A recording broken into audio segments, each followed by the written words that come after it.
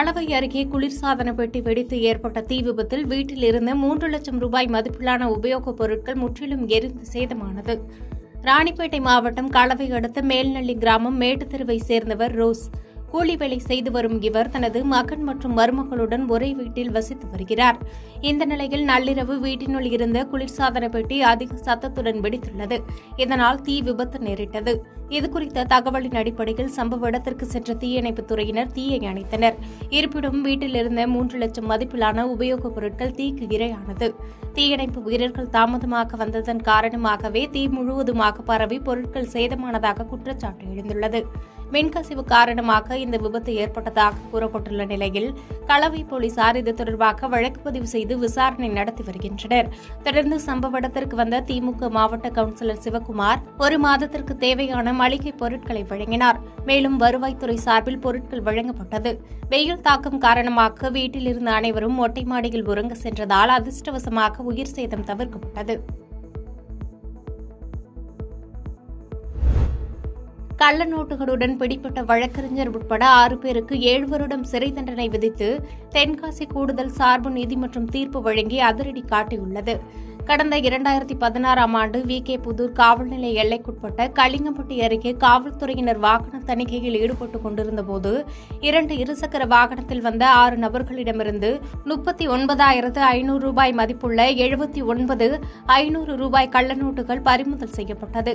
இது தொடர்பான வழக்கு தென்காசி கூடுதல் சார்பு நீதிமன்றத்தில் நீதிபதி திருமதி மாரீஸ்வரி முன்னிலையில் விசாரணைக்கு வந்தது. தொடர்ந்து கள்ள நோட்டுகளுடன் பிடிப்பட்ட இடையார் தவணையைச் சேர்ந்த ஐயப்பன், தாயார்தோப்பை சேர்ந்த சேர்மலிங்கம், மோசஸ் ராஜ்குமார், ராஜபாளையத்தைச் சேர்ந்த வீரபாண்டியன், ராஜபாண்டியை சேர்ந்த ராஜேந்திரன் மற்றும் சங்கரன் கோவிலை சேர்ந்த வழக்கறிஞர் மணிகண்டன் உள்ளிட்ட 6 பேருக்கு நீதிபதி 7 வருடம் சிறை தண்டனை அறிவித்து தீர்ப்பு வழங்கினார். தாராபுரம் அருகே அரசு பள்ளியில் மாணவிகளை கழிவறைகளை சுத்தம் செய்ய வைத்ததாக பள்ளி மாணவி புகார் தெரிவிக்கும் வீடியோ வெளியாகி அதிர்ச்சியை ஏற்படுத்தியுள்ளது. திருப்பூர் மாவட்டம் தாராபுரம் அருகே உள்ள கொளத்துப்பாளையம் பேரூராட்சிக்குட்பட்ட குமாரபாளையத்தில் அரசு நடுநிலைப் பள்ளி செயல்பட்டு வருகிறது. இங்கு படிக்கும் கருங்காலி வலசு கிராமத்தைச் சேர்ந்த 6ஆம் வகுப்பு படிக்கும் மாணவிகளை பள்ளி தலைமை ஆசிரியர் இளமதி ஈஸ்வரி கழிவறை சுத்தம் செய்ய வைத்ததாக கூறப்படுகிறது.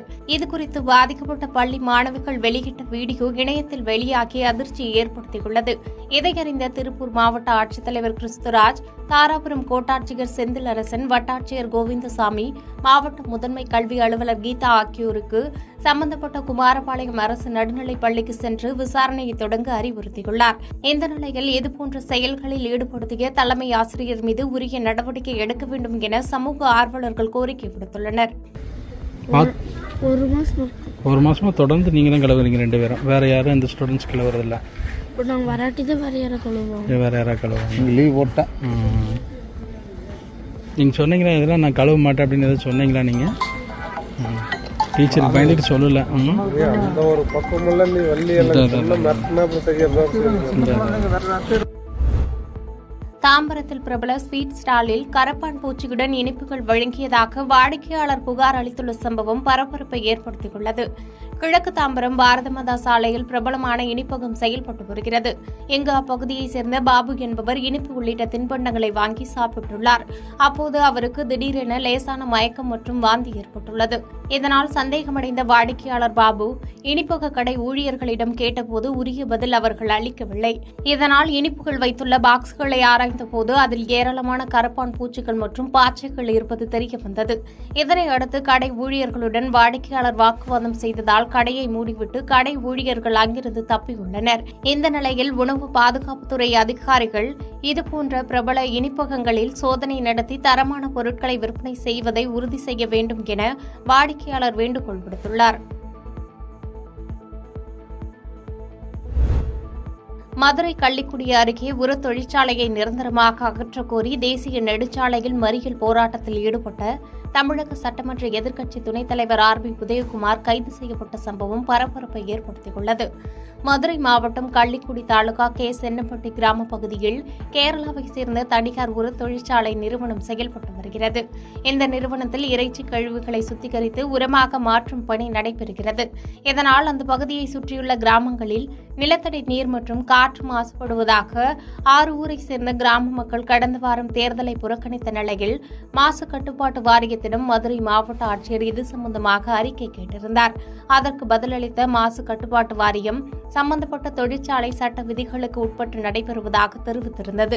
இந்த நிலையில் தமிழக சட்டமன்ற எதிர்க்கட்சி துணைத் தலைவர் RB உதயகுமார் கிராமத்தில் உள்ள பொதுமக்களுடன் ஆலை விவகாரம் தொடர்பாக ஆலோசனையில் ஈடுபட்டு காத்திருப்பு போராட்டம் நடத்திய நிலையில் எவ்வித பேச்சுவார்த்தைக்கும் அதிகாரிகள் வராததால் மதுரை கள்ளிக்குடி வழியாக விருதுநகர் செல்லும் தேசிய நெடுஞ்சாலையில் 200க்கும் மேற்பட்ட பொதுமக்களுடன் சேர்ந்து சாலை மறியல் போராட்டத்தில் ஈடுபட்டார். தொடர்ந்து காவல்துறையினர் பேச்சுவார்த்தை நடத்தியும் போராட்டத்தை கைவிட மறுத்ததால் முன்னாள் அமைச்சரும் தமிழக எதிர்க்கட்சி சட்டமன்ற துணைத் தலைவருமான RB உதயகுமார் உட்பட போராட்டத்தில் ஈடுபட்ட அனைவரையும் கைது செய்து போலீசார் வேனில் ஏற்றி அருகிலுள்ள தனியார் திருமண மண்டபத்தில் தங்க வைக்கப்பட்டுள்ளனர். இதனால் அப்பகுதியில் பரபரப்பு நிலவி வருகிறது.